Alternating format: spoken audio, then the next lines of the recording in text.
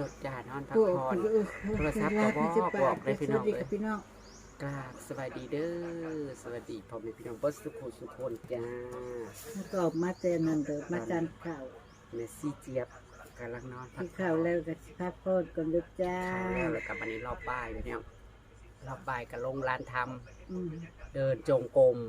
แล้วก็นั่งสมาธิเดินจงกรมชั่วโมงหนึ่งกันนั่งสมาธิก็ชั่วโมงหนึ่งเป็นได้คะวันแรกบ่ทันข้าวที่เขาจ้างมายังโอยเออยู่บ่สมาธิยังบ่ทันแดนยังบ่ทันได้เที่ยงบ่ทันได้เสียบ่ทันได้ยังดอกบ่ทันได้ปัดชั่วโมงมื้อแรงเพิ่นมาเล็งให้เพิ่นมานี่ให้มันผ่านเพิ่นสิมาเล็งให้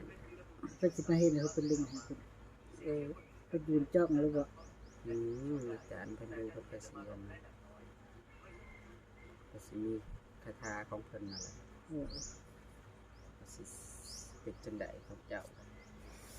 สิเกิดอาการเกิดปฏิกิริยายังไงแล้วก็อาจจะได้เข้าไปนั่งมอเลยถ้าผ่านเธอก็ถามกันแล้วบ่เหลวสิบ่ได้เข้าแล้วจะขับผู้เดียวบ่คะอ้าวเพิ่นสิเข้า2คนพูดเดียวเพิ่นก็ต้องเข้าคนเดียวอยู่แล้วใจสุดการนั่งก็บ่โอ้ยรับตาไว้มันสิเห็นหยังเนาะมันไม่ได้น่ากลัวอย่างที่คิดหรอกมันไม่ได้มีอะไรมันเกิดจากจิตของเรามีโกนก็บ่ได้ซื้อโอ๊ยมาพักผ่อนพอมาเช้านี่นอนเมื่อคืนนี่นอนแบบระแวงพี่น้องเอ้ยระแวงยันตื่นสวยจนได้วันนั้นก็ยังเกือบตีห้ากว่าสาวกูมาเลยนี่ไม่ลุกอ่อนได้เลยนี่นะมีนมนางเบ้งนี่มันพอดอะไรเมียวใส่ลูกจะเด็กลูกเธออยู่ไหนแต่ว่าผมมาฝึกกับมื้อนี้บ่ยังบ่หลายโอ้ยพอเพิ่นไปวัดอันใหม่เนาะเพิ่นกษัตริย์สิคะก็ต้องสาดไว้จ้ะบรรยากาศนี่ก็ฝึกประมาณมื้อนี้วันที่13บ่บรรยากาศ14 15 16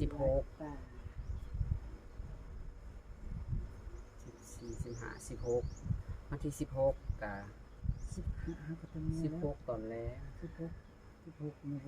คือบ่เลยเฮาประเทศเฮาเฮ็ดโลดมันสิมาแต่อันเฮ็ดกองกฐินนำเพิ่นโอ้ยกองผ้าป่านำเพิ่นเพราะว่ามันบุญบาทอีกเด้พี่ดอกสิได้กลับแล้วก็สิกลับมาใหม่แล้วก็วันที่18หรือ19แล้วก็กลับมามันนี่ก็ยาวเลยบัดนี้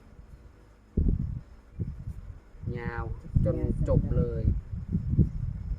ยากจังได๋เว้ยกับขั้นตอนก็อยากกลับมาขั้นตอนฝึกก็ต้องให้มัน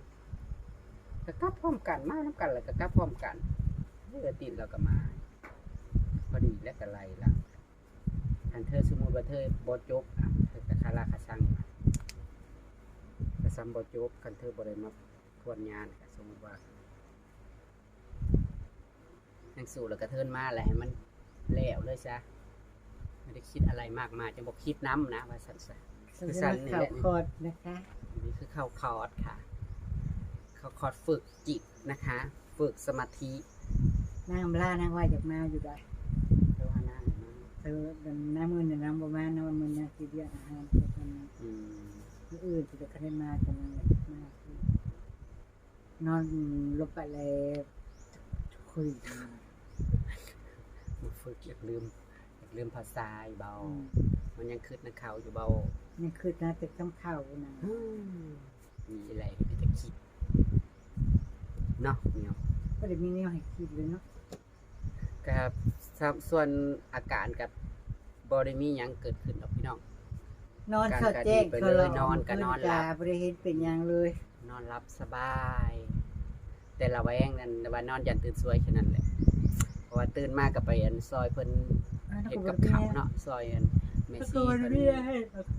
กับข้าวเพราะว่าก็ไปจะกับข้าวกับเฮ็ดบ่ได้หลายแต่ว่าตอนนี้นะบ่ได้ตื่นเด้อคือแต่เก่าแล้วเพราะว่ามันเมซี่ก็บ่หลายอันเด้พระอาจารย์เพิ่นก็เลยว่าบ่ได้ให้ตื่นมาเฮ็ดทำวัดเช้าบ่ได้มานะ เพราะว่าตื่นมาเพิ่นก็ไปบิณฑบาตมาประมาณ7 โมงเพิ่นก็มาเดี๋ยวเฮาก็มีแต่เตรียม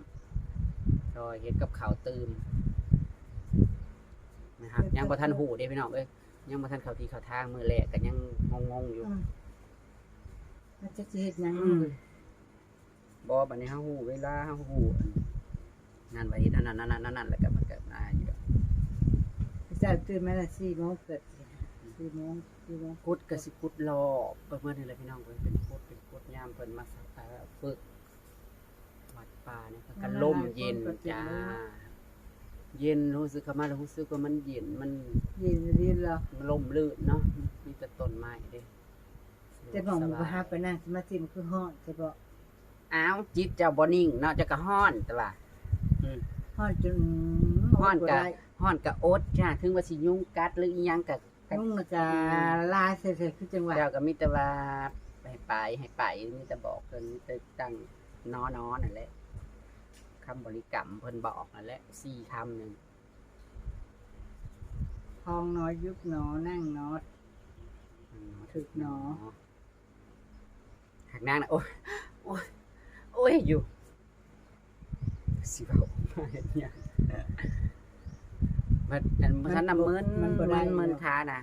แต่ว่าฉันก็พยายามติงนั่นแหละติงแล้วก็พยายามแบบท่องอันนั้นน่ะบัดนั้นมันก็หายไปคือ มันบ่ได้เด้ช่วยสิฉันออกมาพอดีใกล้สิเบิดเวลาเลยแหละบ่ไหวแล้วบ่ไหวแล้ว เพิ่นบ่ทันได้ตีละครั้งซ้ำนางออกก่อนเลย พยายามจ้าได้มาแล้วก็ต้องตั้งใจแหละ เข้าถึงนักก็ลืมแล้วเอามาอีกแล้ว มันบ่ทันนิ่งบัดสมมุติว่าเฮานั่งสมาธิแล้วอันสมาธิเฮามันนิ่งมันนั่นแหละโอ้ยบ่าวงบ่ได้เจ็บได้ปวดบ่ได้คันได้หยอกได้ฮ้อนได้หยังได้ยุงก็บ่ได้กินหมดก็บ่ได้กัด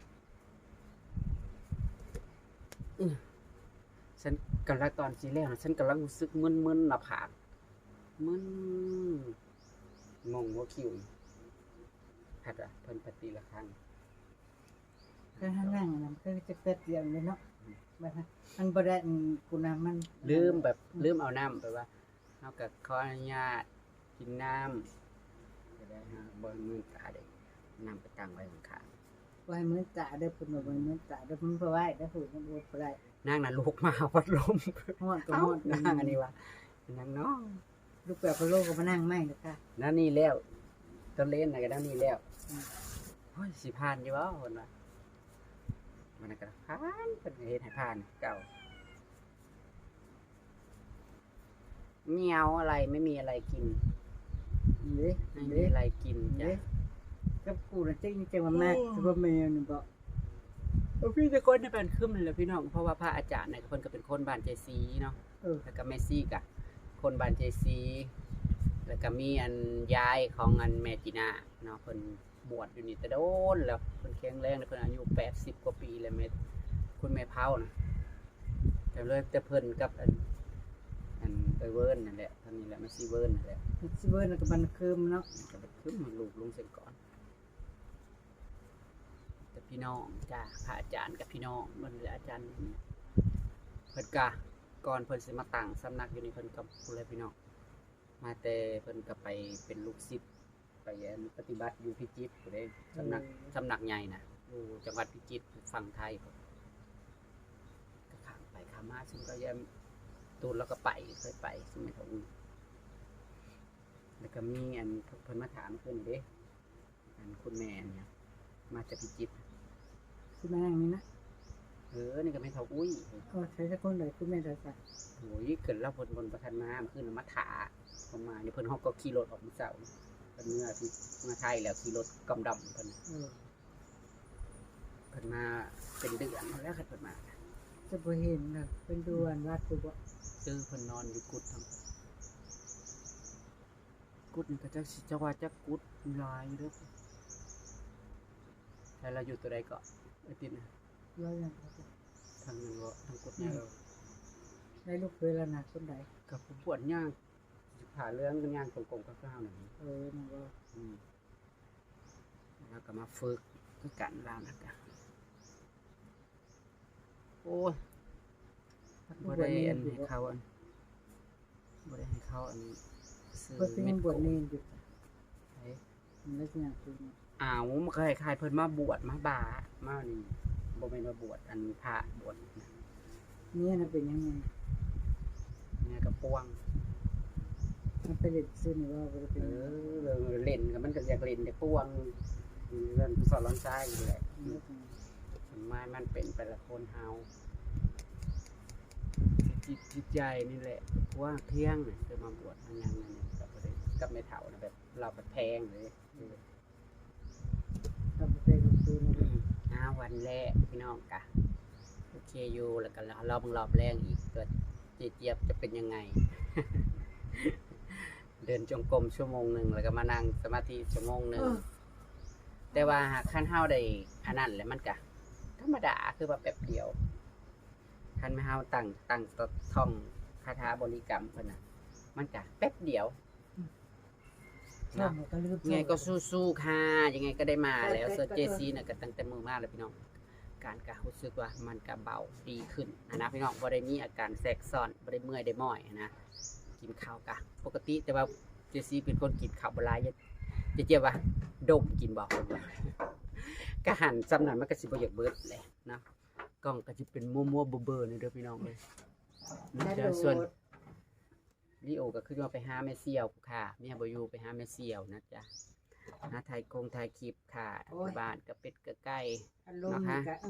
จังได๋ก็ฝากเป็นกำลังใจให้เด้อมาสุขคนก็แล้วกันขอบคุณ FC ที่เข้ามาเบิ่งเข้ามาชมกำลังใจให้เจซีกับเจเจี๊ยบด้วยเด้อจ้า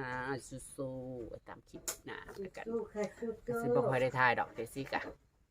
ละเล็กละน้อยละคลิปนี่ล่ะพี่น้อง ๆ